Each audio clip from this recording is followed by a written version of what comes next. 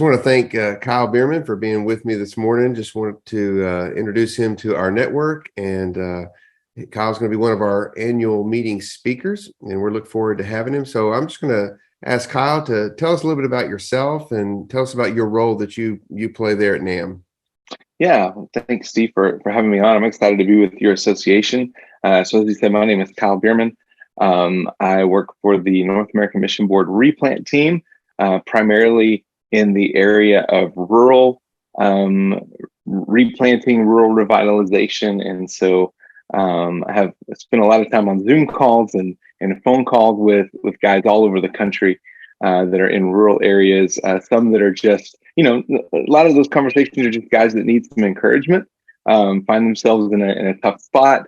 A lot of times, I'll have a call with a pastor who's maybe been at a church for a couple of years and he came across a book or a resource that we had and something clicks and he goes, that's it. That's what we're doing. We're replanting. I just didn't know it.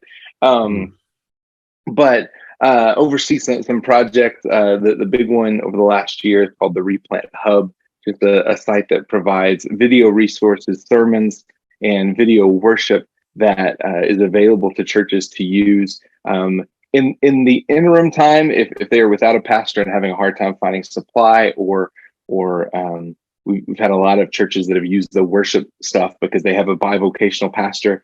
But their worship has been inconsistent and difficult to get people to fill that role. And so we've been able to just provide some resources to help churches in whatever way that they want. I'm married to Michelle. We've been married since 2004, have two kids, Noah and Haley. Noah is a freshman. Haley is an 8th grader here at Southcrest Christian School in Lubbock. And I served almost 9 years as a pastor in New Mexico at two churches, First Baptist Church Alamogordo for the last 5. Previous to that, served at First Baptist Church Clayton, New Mexico for 3.5 years. And then before that, I was a youth and music minister around West Texas and Crosbyton and Kermit and Merkel. And so West Texas is home, but I have 2 sets of uncles and aunts at First Baptist Bryan, so our family has some Aggie connections there as well. And like I said, I'm so excited to be with y'all here in a few weeks. Yeah, so you are going to wear maroon when you're here, is that correct? Well, we'll see. I might sneak in some red and black since that's not really a rivalry. I mean, y'all moved to SEC, so I promise to leave all burnt orange away. There'll be no burnt orange. Well, our association is made up of 65 churches, and about half of those churches are in the Bryan College Station area. But even some of those churches are on the outlying parts of the area, or more, I would say, kind of country type churches. So a large percentage of our churches are the more rural churches, and I'm discovering there's just a lot of discouragement amongst some of the pastors and some of our rural churches. So, what might be something that you would just say to encourage pastors in normative sized churches? When we say that, we're talking about, I guess what the world would call smaller churches, but the average church in Southern Baptist life is a small church. So what might be a word of encouragement you would just offer to them? Yeah. So if you are a small church, something like 75% of the churches in the Southern Baptist Convention average 75 or less on Sunday morning. If you take that number up to 250 in average worship attendance, it jumps to like 90% of the churches across the SBC are in that category. So understand that if that's you are not alone. There are tens of thousands of SBC churches just like yours, and that's why my boss at the North American Mission Board, Mark Clifton, began changing from calling them small churches to normative sized churches, because that's the normal thing.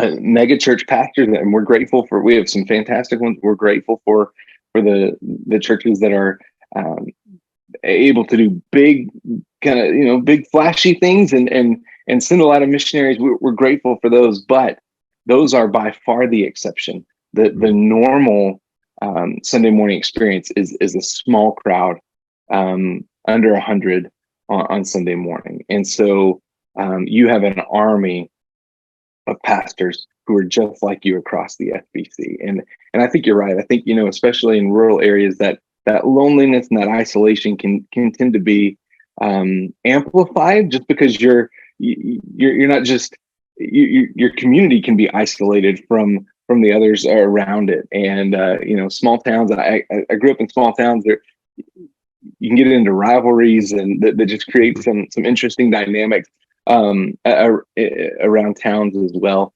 But really for pastors, one of the keys is to build connections with other pastors. And I think especially in rural areas, build connections with other pastors in rural areas so you can prod one another on, you can encourage one another, you can cheer for one another when, you had a Sunday morning that was just outstanding, and you can encourage and hold one another up when it's one of those Monday mornings where, you're ready to send in the resume and the resignation letter.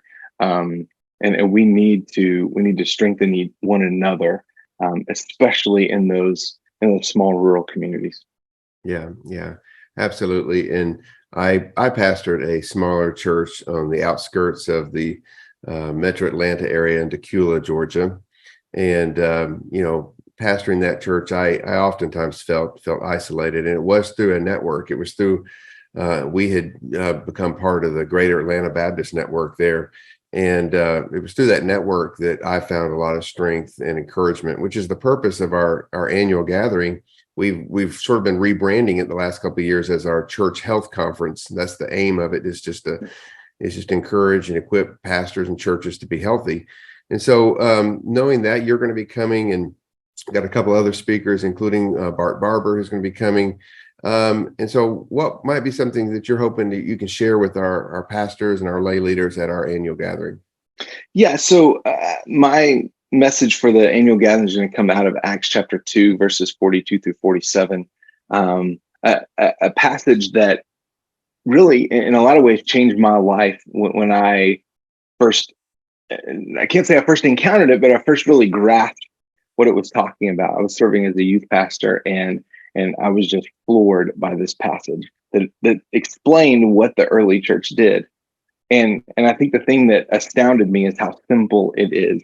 That there's not a lot fancy that's going on, but there were some very basic things that the church was going about, and I think that those are the same now 2,000 years later as they were in the first century. And so just want to encourage pastors and church members at the annual gathering that ministry does not have to be complicated. We don't have to worry about being showy and flashy. We can focus on some very basic characteristics of healthy churches and build churches that will impact neighborhoods, impact cities, and impact our nation and world for the kingdom of God. All right. And remind me again, how many years have you been in ministry, Kyle? Let's see, overall 15, 16, something like that. So full-time, I guess full-time 17 now that I think about it. So I graduated in 2005. But then, I was serving in ministry in college and leading worship when I was in high school. So yeah, it's been a while, I guess. Yeah. One of the things I like to do is to encourage young pastors, guys who are just coming fresh into ministry.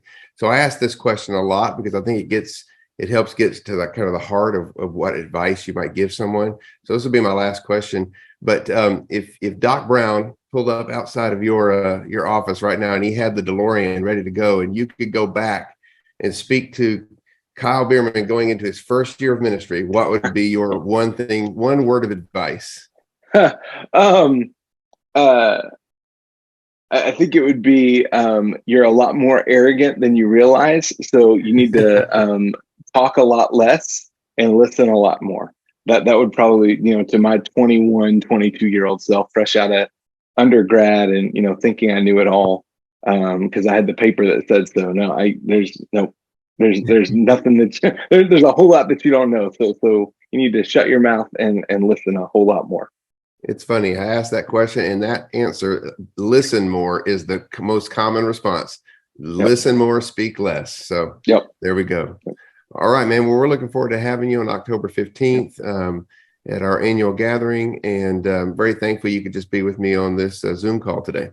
Yeah, thanks for the opportunity. And like I said, I'm really excited to be in College Station with y'all next month. Sounds good.